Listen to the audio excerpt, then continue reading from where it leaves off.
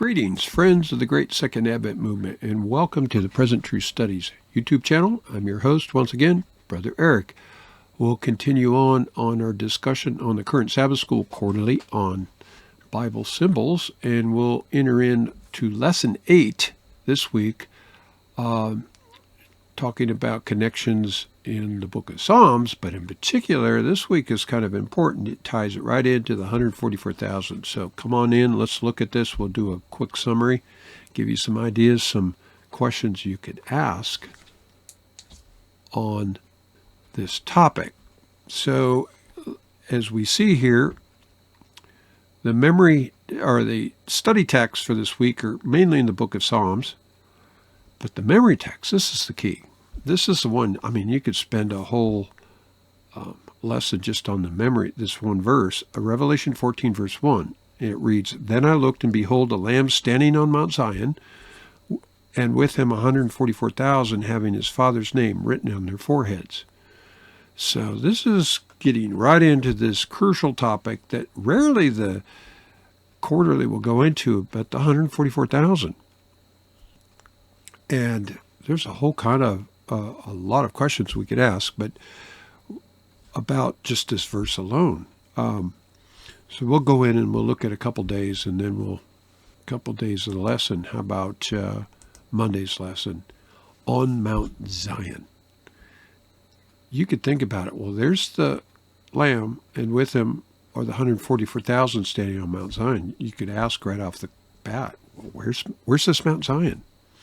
It's interesting, the quarterly comments that the original Mount Zion was located just west of the old city of Jerusalem today, and was thought of as the seat of God's throne or presence among his people. In the time, the Temple Mount located on Mount Moriah came to be identified as Mount Zion as well.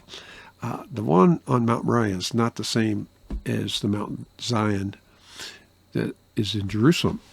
The question they really need to ask is, well, where's this Mount Zion that's the 144,000 going to stand on? That hasn't happened yet. And we're going to look at the scripture to help you identify that. They don't get to it in the quarterly. They go on and they ask you to read Psalm 15 and Psalm 24, where the question is asked, who shall dwell in this holy hill? Okay, so they're drawing a parallel between the Psalms and the 144,000 standing on Mount Zion. And then it asks, compare his reply to David's in the Psalm, in these Psalms with the description of the people standing on Zion in Revelation 14, 1-5. What parallels do you find? And here's the question that's really, really an essential question. I highlight it in yellow. How does one join this group? Oh, now the quarterly doesn't explain it, but I submit that this is absolutely essential. Ellen White has a statement that we should strive to be one of the number of the 144,000. So how is it that we're going to become part of that number?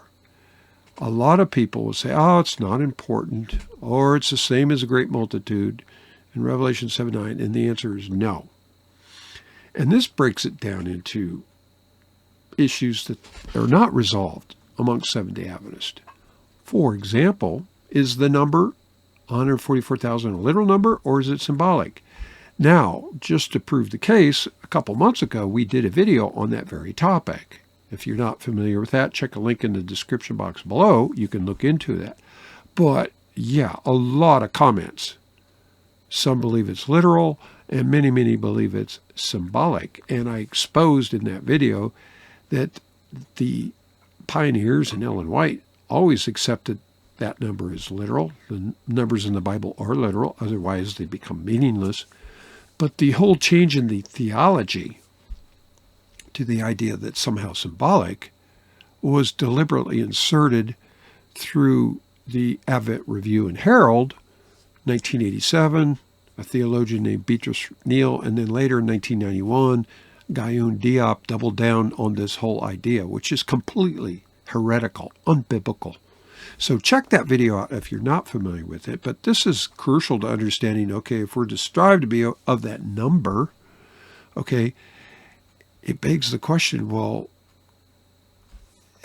who is that all that's going to be saved from the church? When right now they're boasting of membership 23 million worldwide, you begin to see that things start looking a little awkward.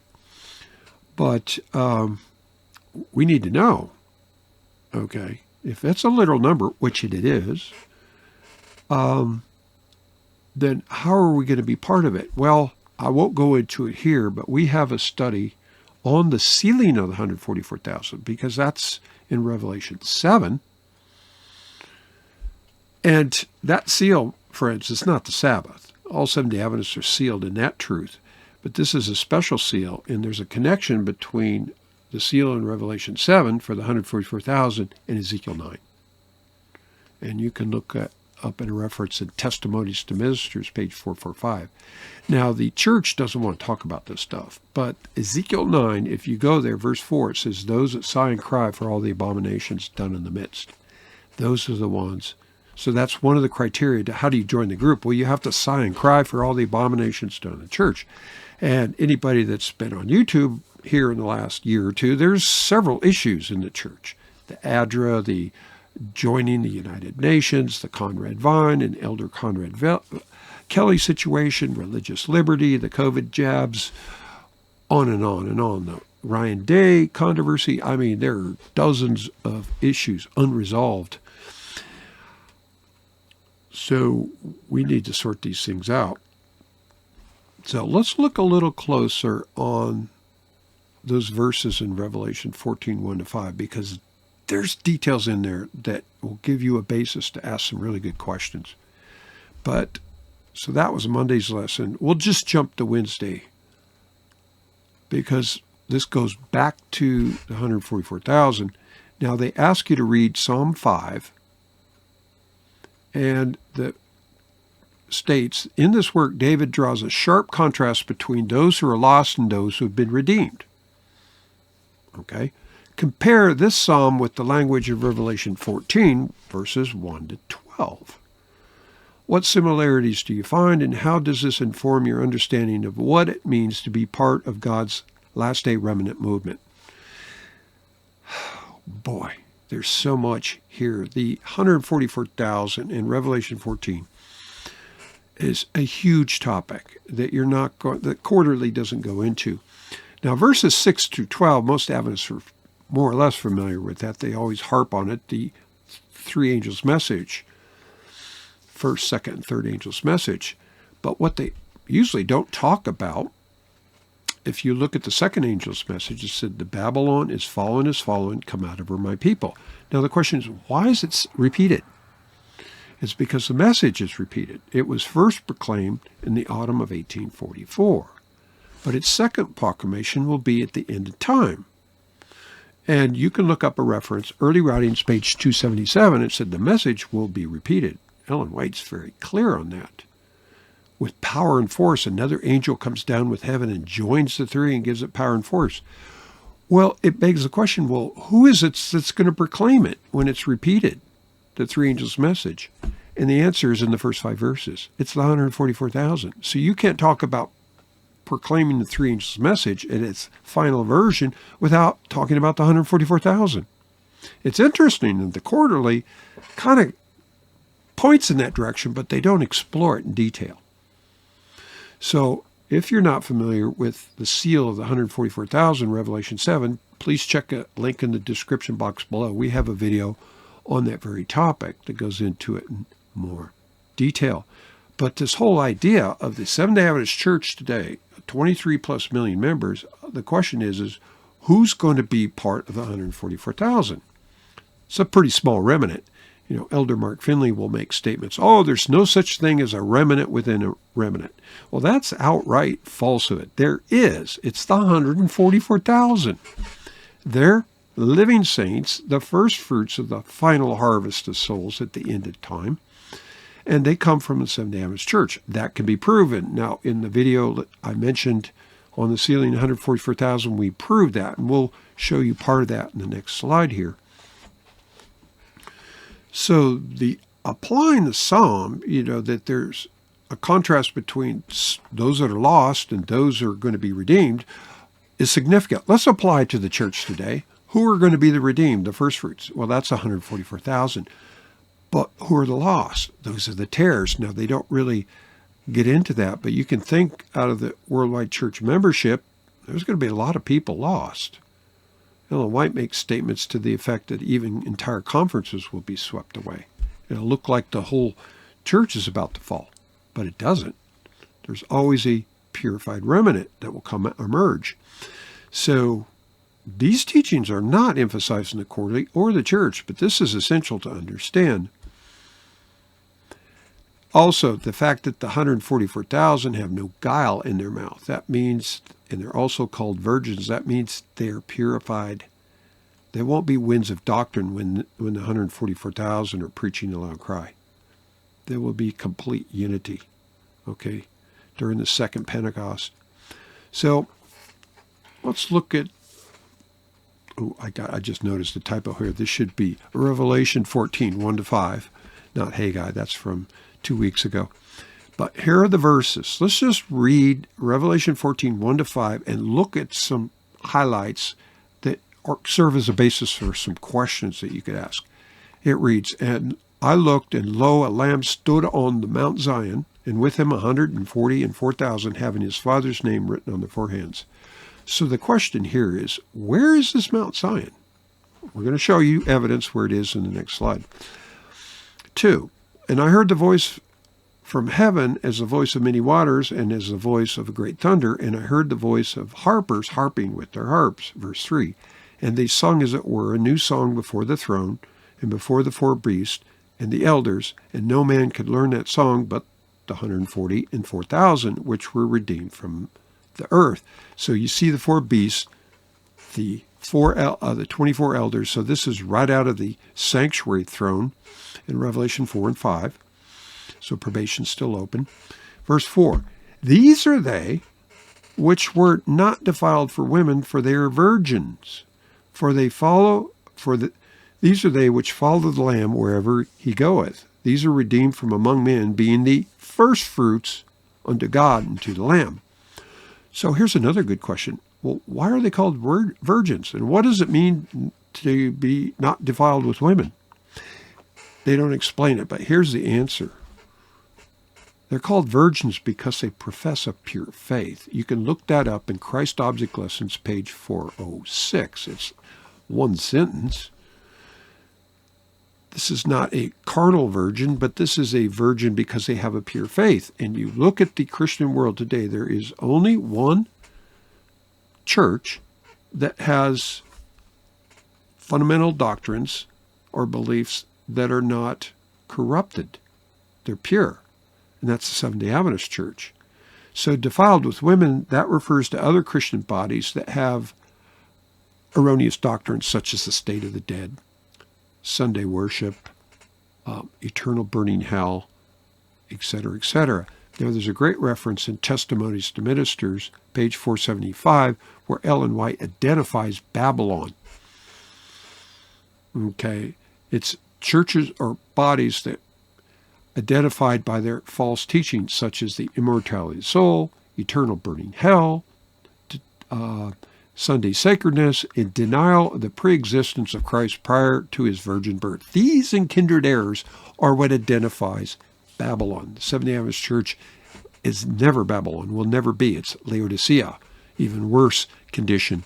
So understanding, we covered that in a couple lessons ago, about the importance of identifying Babylon specifically by what it teaches. So the 144,000, this is proof that they have to come from a church that has pure doctrine. And that is none other than Seventh-day Adventist Church. So this is one of the proofs that the 144,000 come from the Seventh-day Adventist Church. And they're also called the first fruits of the harvest. If there's a first, there must be a second. And the second fruits are those that come out of Babylon during the loud cry, the great multitude that no man can number, from every nation, kindred, tongue, and people. So the idea that the same group is completely nonsense. It's heretical. This is the false teaching coming from Beatrice Neal and Gayun Diop. Anybody that's familiar with him, he's basically a total ecumenicist and denies that we should be teaching the three angels' message today. So, I mean, basically, he's a complete heretic. And so he can't be trusted for anything. And finally, verse 5, and in their mouth was found no guile. Okay. They stand without fault before the throne of God. So if we're to strive to be of that number, we have to be really grounded on what we teach, what we believe.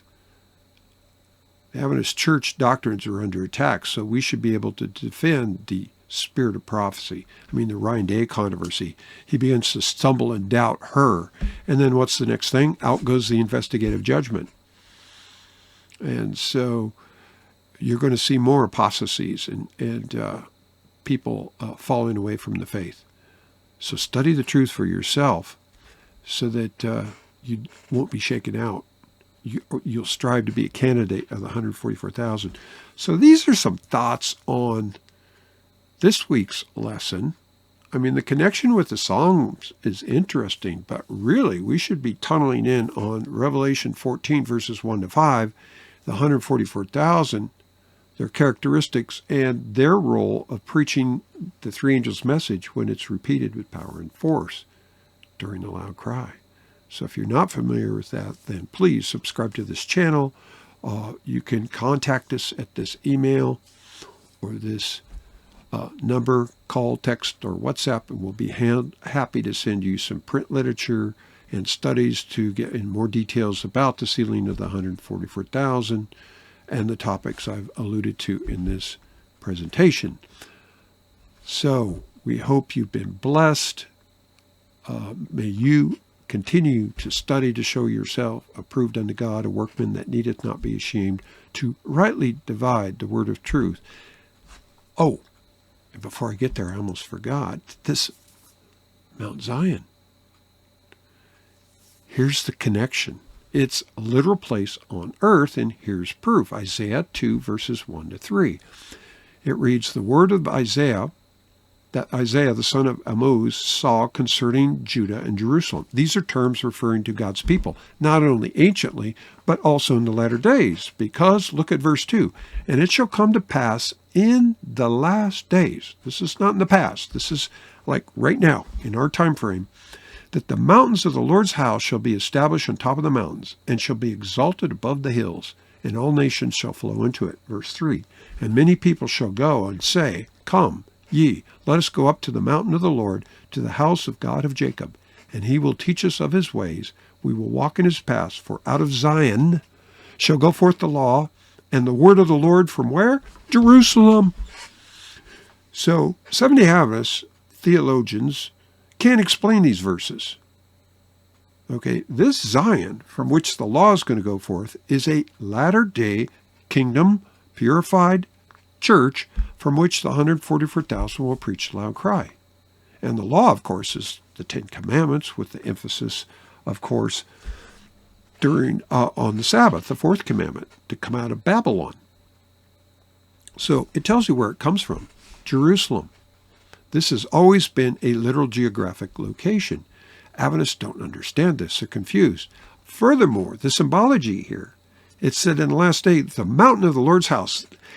The Quarterly talks about symbols, and we've referred to this in some of the previous ones. They don't identify what the mountain is. For example, in Daniel 2.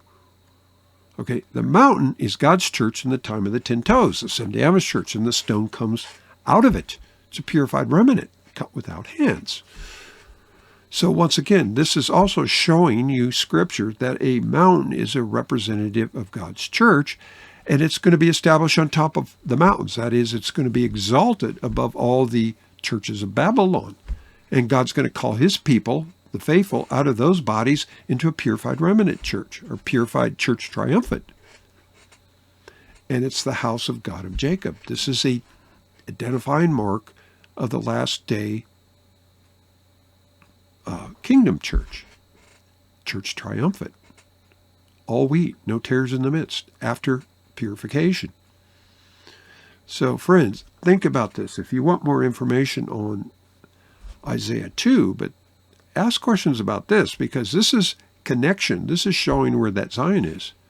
It's not some place. I mean, Jerusalem, that was called Zion in the Old Testament, but it's also directly applicable to the latter days. And so here's a prophecy in the book of Isaiah that should proof text. Now, if you look at more details, Jeremiah 30, verses 17 to 19, that should be verse 31. That's a correction there. Verses 6 and 12 also identify this Zion in the latter days. Kingdom church. Read the whole chapter. All of it, Jeremiah 30, 31. It's a literal description of this latter-day premillennial kingdom. So, I hope that agitated your mind sufficiently. If you're interested in more details, we can send you tract literature on all the text, overwhelming evidence of a latter-day kingdom where the 144,000 will stand on Mount Zion with the Lamb. So if you want to be part of that number, then please contact us and we'll share that information so that you can study to show yourself approved unto God, a workman that needeth not be ashamed, to rightly divide the word of truth. Until we meet again, Godspeed.